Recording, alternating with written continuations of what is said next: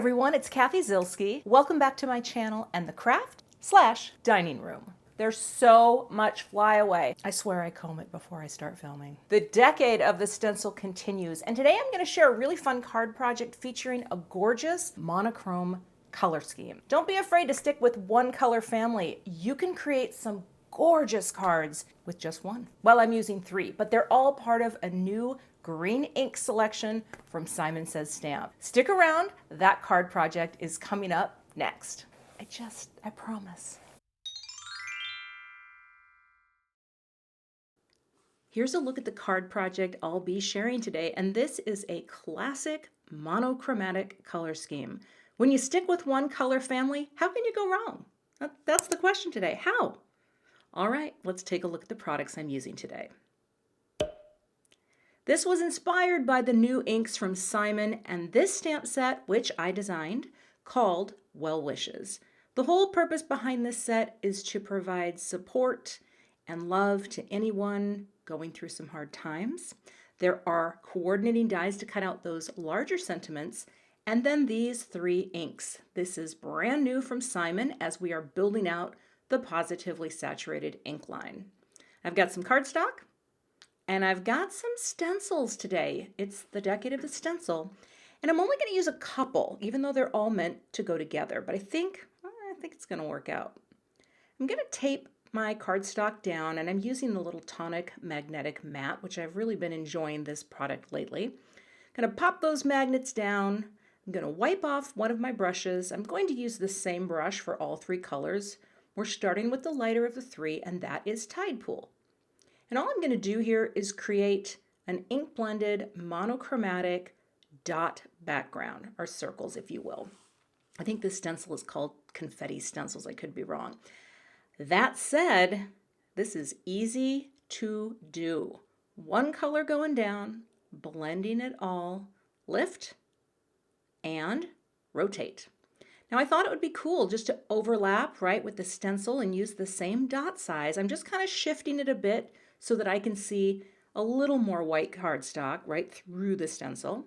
And then I'm moving on to the mid-tone, and this color is Tropic. These are very sea-toned, if you will, with a lot of green as well. So it's kind of a cool entry into the Simon Says Stamp Pawsitively Saturated Ink collection. It's not like anything they've released before, and the colors are really, really cool. We're going in with the third layer, and again, I just turned the stencil, placing it down, and I'm going to bring in the darkest color, which is called Aegean. Again, loading up the brush, and I'm not cleaning the brush between these because when you're going into the darker tone, I don't think it matters. And I do clean my brushes every now and then, like I'll use a brush cleaner, but most of the time I just wipe them down. Now I'm going to have to wipe this brush down to do the next layer because I decided I wanted to go back and add in some bigger circles from the stencil set. So I'm going to use the largest circle and pop this down into place. I wiped my brush as clean as I could get it, and I'm going back to the lighter color, the Tidepool. And now I'm going to take a little bit lighter of a hand and just blend in some larger circles into the background pattern that I'm creating. I think stencils like this can be so fun, especially if you're like in a creative funk and you're thinking, I don't know what to do. I can't make anything. Well, you can make a monochromatic background and then just set it aside for when you need an idea for a card, right? Very easy to do. Flipped that stencil around, and I'm bringing in one more layer of big circles.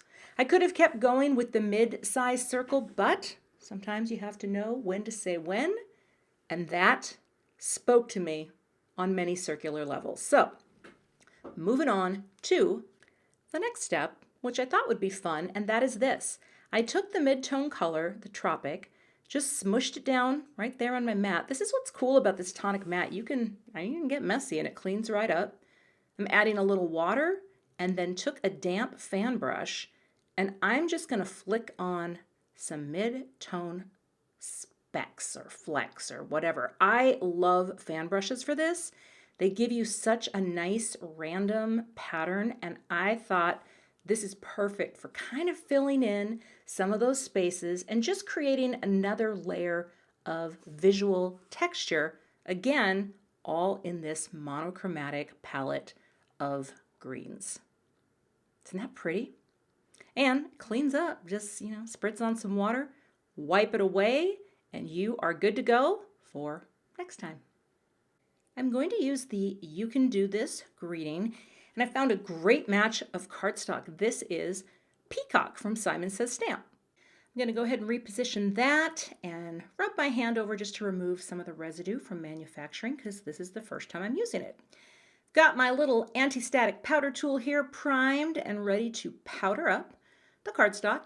And we do this so that when we stamp that embossing ink, the embossing powder only sticks to where the ink is.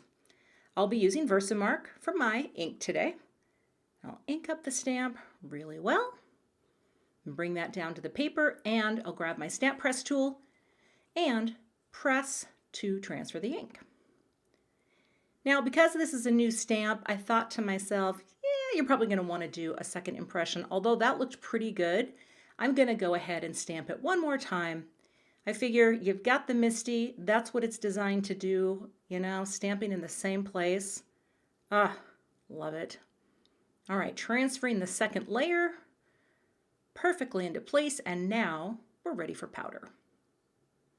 I'm using Simon Says Stamp Fine Detail White Powder. Just sprinkle that on, let it set for just a second, and tap it to remove the excess. And then I'll give it one more little coating. Let that sit again, and tap it off. And you can see the powder repels a lot of that extra embossing, right? And if you do have a few little pieces here or there, just take a brush, a dry brush.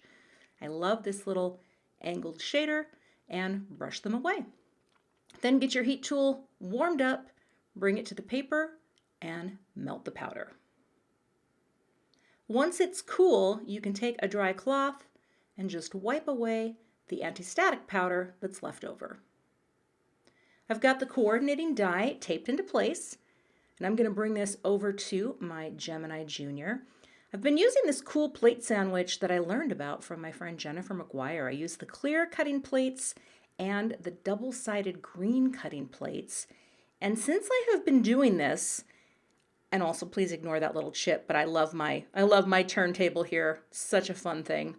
But since I have been doing this sandwich, and I've been using this for at least 3 or 4 months, my plates are not warping. So Jennifer, you're a genius. But I think we knew that. Next, I'm going to cut out the panel from the little dot background that I've created. I just wanted to trim it down a little bit, so I'm using one of my favorite layer dies. And sometimes I flip the plates over and sometimes I don't. I try to remember to do it every other time, but sometimes you forget. But still, this plate sandwich has been a game changer for me. So, got that, and look at that monochromatic goodness. Wanted to create a white note card for this because I thought it would look really nice, provide a nice bit of contrast. So we are going to score this and fold this down. It's a USA 2, which is 4 1/4 wide by 5 1/2 tall. Next, I've got some foam tape on the back of the ink blended panel, and I'm going to pop that down with that gorgeous margin of space surrounding that design. And I've got foam tape on the back of the greeting as well. And I'll use a little bit of liquid glue. This is Connect Glue from Gina K Designs that I've popped into one of her little squeeze bottles. I do this just so that I have a little wiggle room when placing the greeting, because foam tape really does stick hard and fast, and this just lets me have a little hydroplane time to make sure it's in the right place. I love it. It's just monochromatic goodness. All right, moving on. We are going to add a little shine here, just some shiny confetti style sequins. Boop. And did you notice how much it spread out there? It's like, oh, do I stop? Do I stop filming? I don't want to. And well, I kept on going. There's a boop and slide. Sorry, I'm falling behind the video, but I knew it would dry clear. Boop. But I was still worried about it, so I just dragged my finger and picked up that glue, then wiped it off. Problem solved. Now, let's add a greeting to the inside. I thought it would be cute to add either I will text you every single day or I will be here to help you. These are just supportive greetings, and here's another reason I love magnetic work surfaces. You can put the magnets on to hold the card open. I had a little tape in there just to hold it closed while I was building the card, but I'm going to use this setup to stamp. And I'm going to do just the free range stamp, as I like to call it, on the block. I don't do this very often, but I think we nailed that landing. I will be here to help you in a matching green tone. And that is the finished card project. So the next time you think, I don't know what color combo to use, grab a few inks in the same color family and you will create a beautiful monochrome design that will delight your friends and confound your enemies. I don't know. But I do know you can find all of the supplies that I used in today's card project linked below in the description box, and I'll see you back here with another card project soon. Thanks so much for watching today. I would love to have you become a subscriber to my YouTube channel. And if you do subscribe, be sure to hit the gray bell below the video so that you don't miss the next time I post. Here are a couple other videos that you might be interested in watching. Thanks so much and have a great day.